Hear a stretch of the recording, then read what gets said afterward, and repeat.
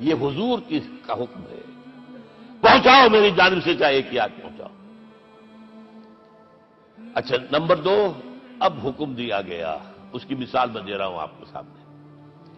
جب ایران کے ساتھ جنگ شروع ہوئی ہے تو سپہ سالار افواج ایران رستم نے وفد بلایا ہے، اے عربو، تم پہلے بھی ہم پر حملے کیا کرتے تھے، لیکن پہلے لوٹ مار کر کے واپس چلے جاتے تھے۔ یہ جان لیجئے، یہ ہسٹری کا ایک موقع ہے خاص، کہ ایک سیٹلڈ سویلائزیشنز ہوتی ہیں اور ایک وہ جو رہتے ہیں سطح مرتفع پر، وہاں پانی نہیں ہوتا، وہ فصل کہاں سے آ جائے گی، یا ریگستان میں جو وہاں بستے ہیں وہ کیا کرتے ہیں؟ وہ وقتاً فوقتاً جاتے ہیں، جھپٹا مارتے ہیں، لوٹ مار کرتے ہیں، لے کر وہاں سے دولت آتے ہیں، اسی پر ان کی گزارا تھا۔ تو پہلے بھی آیا کرتے تھے، لوٹ مار کر کے چلے جاتے، اس دفعہ پیچھا بھی چھوڑ رہے بولے کیا؟ ایسی پیاری، یہ کئی روایتوں میں آیا ہے، الفاظ مختلف ہو سکتے ہیں۔ جو مسلمان وفد کا سربراہ تھا اس کا جواب سنیے، انا قد ارسلنا، دیکھو رستم، پہلے ہم خود آتے تھے، اب ہمیں بھیجا گیا ہے، اللہ نے بھیجا محمد کو، محمد نے بھیجا ہمیں صلی اللہ علیہ وسلم۔ کس لیے؟ لنخرج الناس من ظلمات الجہالۃ الی نور الایمان ومن جور الملوک الی عدل الاسلام، اس لیے بھیجا گیا ہمیں کہ نوع انسانی کو شرک اور کفر کی جہالتوں سے نکال کر ایمان کی روشنی میں لائیں، اور بادشاہوں کے ظلم و ستم کے پنجے سے نجات دلا کر عدل اسلام۔ دیکھو ہمارا خلیفہ چٹائی پر بیٹھتا ہے، عمر رضی اللہ تعالی عنہ، اس کے تو کوئی خدم و حشم نہیں ہے، کوئی باڈی گارڈ نہیں ہے۔ ایک آیا تھا سفیر ایران کا، مدینے میں آ کر گھوما پھرا، کوئی محل نظر نہیں آیا اسے، پوچھتا ہے مسلمانوں سے، اے نا ملکن، بھائی تمہارا بادشاہ کہاں ہوتا ہے؟ جواب ملا، لیس لنا ملکن بل لنا امیر، ہمارا کوئی بادشاہ نہیں، ہمارا امیر ہے۔ کہاں ہے بھائی؟ ہمارے بیت المال کے کچھ اونٹ گم ہو گئے تھے کہ بھائی ملے نہیں، ہمارا خلیفہ تلاش کرنے گیا۔ اب اس نے کسی کو لیا ہوگا، آئیڈینٹیفائی کر سکے، ڈھونڈ کر جا کر ایک جگہ دیکھا، دھوپ تیز ہو گئی تھی، حضرت عمر تھک گئے تھے، لہذا ایک درخت کے سائے میں اپنے کوڑے کا تکیہ بنا کر لیٹے ہوئے استراحت فرما رہے ہیں، کوئی خادم نہیں، کوئی خدم و حشم نہیں، کوئی باڈی گارڈ نہیں۔ اس وقت وہ کھڑے ہو کر کہتا ہے، عمر تم عدل کرتے ہو، تمہیں کوئی خوف نہیں ہے، ہمارے بادشاہ ظلم کرتے ہیں، لوگوں کا خون پیتے ہیں، انہیں ہر وقت ڈر رہتا ہے، انہیں اونچی اونچی فصیلیں چاہیے، انہیں باڈی گارڈ چاہیے، انہیں حفاظتی دستے چاہیے۔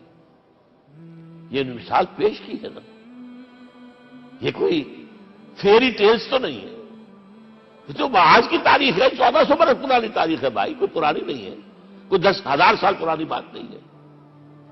اور وہی عمر ہے، انہیں بلایا گیا ہے بیت المقدس، وہاں جو مسلمانوں کا محاصرہ تھا وہ طول کھینچ گیا، فصیل بہت اونچی مضبوط، اور اندر ہر طرح کا رسد بھی موجود ہے، راشن بھی ہے، پانی بھی ہے، عیسائیوں کا قبضہ تھا۔ عیسائی پادری آئے فصیل پر، مسلمانوں تم اگر قیامت تک بھی یہاں پڑے رہے محاصرہ کر کے، یہ کبھی فتح نہیں ہوگا شہر، ہاں یہ فتح ہونا ہے، ہماری کتابوں میں ہے، لیکن ایک درویش بادشاہ کے ہاتھوں فتح ہوگا، تمہارے اندر ہمیں وہ درویشی نظر نہیں آ رہی۔ وہ چونکہ کچھ عرصہ ہو گیا تھا، شام میں پہنچ گئے تھے، خربوزے کو دیکھ کے خربوزہ رنگ پکڑتا ہے، اچھا لباس پہننا شروع کر دیا، اور وہاں تھے امین هذه الامہ ابو عبیدہ بن الجراح رضی اللہ تعالی عنہ، یکی 10 مبشرہ، ان کا فوراً کلک کیا، یہ بادشاہ مدینے میں بیٹھا ہوا تو ہے، یہاں سے ریکویسٹ کی گئی ہے آپ تشریف لائیے۔ اب 700 میل کا سفر ہے، کوئی ذاتی سفر نہیں، کسی بیٹے کے کنووکیشن میں کے لیے نہیں گئے، کوئی انٹوریج نہیں ہے، کچھ نہیں، ایک اونٹ، ایک خادم، اور اسی اونٹ پر راستے کا راشن، لہذا ایک آدمی بیٹھ سکتا ہے۔ اب ایک منزل خلیفہ اوپر تشریف فرما ہے اور خادم ہاتھ پکڑ کر آگے چل رہا، اگلی منزل خادم اوپر بیٹھا ہے اور خلیفہ ہاتھ پکڑ کے آگے چل رہا ہے۔ جب آخری منزل آئی ہے تو باری ہو گئی اس خادم کی، اس نے ہاتھ جوڑ دیے، خدا کے لیے لوگ دیکھیں گے مجھے ماریں گے، تمہیں شرم نہیں آئی؟ خلیفۃ المسلمین جو ہے وہ آگے آگے تمہارے چل رہے تھے، تم وہ براجمان تھے۔ حضرت عمر نے ڈانٹ پلائی، اب دوڑو دوڑو، نہیں باری تمہاری ہے۔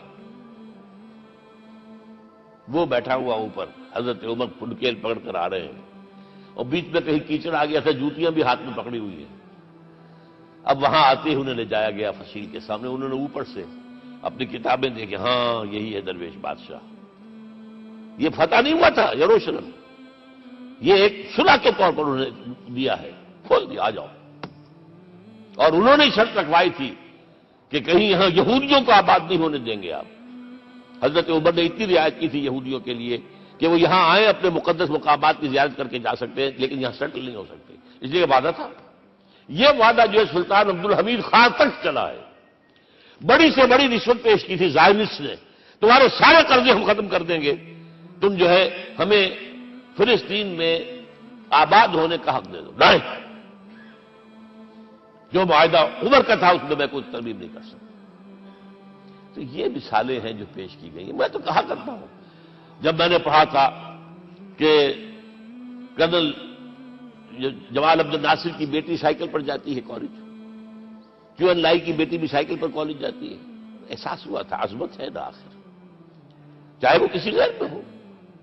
اور واقعہ یہ ہے کہ میں بیان کرنے سے رہ نہیں سکتا، جب میں نے لال بہادر شاستری کے بارے میں سنا، he had no house in the whole of India. یہ تو بھارت کی ڈیموکریسی کا ایک معجزہ ہے۔ A person who doesn't own a house in the whole length and breadth of India, and he rose to his position of Prime Minister. ہمارے ہاں کسی میونسپلٹی کا جو ہے ممبر نہیں بن سکتا، اس کی بیوی اپنے گھر میں خود کھانا پکاتی تھی، کوئی ملازم نہیں تھا۔ اور جب ہارٹ اٹیک ہوا ہے تاشقند میں، تو وہ جو مرتے دم بات کی ہے اس نے ماتا جی سے کی ہے، بیوی سے نہیں کی۔ یہ ہماری مشرقی روایات ہے، ماں کا مقام۔ لیکن یہ تمام مثالیں جو ہیں، پوری نوع انسانی 10 مرتبہ پیدا ہو کر ختم ہو جائے، حضرت عمر والی مثالیں نہیں لا سکتے۔ رات کو گشت کر رہے ہیں، ایک جگہ سے رونے کی آواز آئی، معلوم ہوا کہ بچے ہیں، بھوکے ہیں، رو رہے ہیں۔ ماں سے پوچھا گیا کیا معاملہ ہے، کہ کیا کروں، کچھ نہیں ہے، میں نے یہ آنڈی چڑھا دی ہے، چولہے کے اوپر آگ جلا دی ہے، بچوں سے کہا کچھ پک رہا ہے، ذرا انتظار کرو، سو جائیں گے۔ کانپ گئے، ایسی جیسی نے بیت المال آٹے کی بوری اپنے غلام سے کہا میرے کندھے پر رکھ دیا، میں لے چلتا ہوں۔ نہیں، قیامت کے دن تم میرا بوجھ نہیں اٹھا سکو گے۔ اپنے کندھے پر بوری رکھ کر لائے ہیں، کھانا پکوایا، کھلایا بچوں۔ اب اگر حضور یہ کہے کہ سید القوم خادم ہوں، تو یہ حقیقت تھی کہ نہیں تھی؟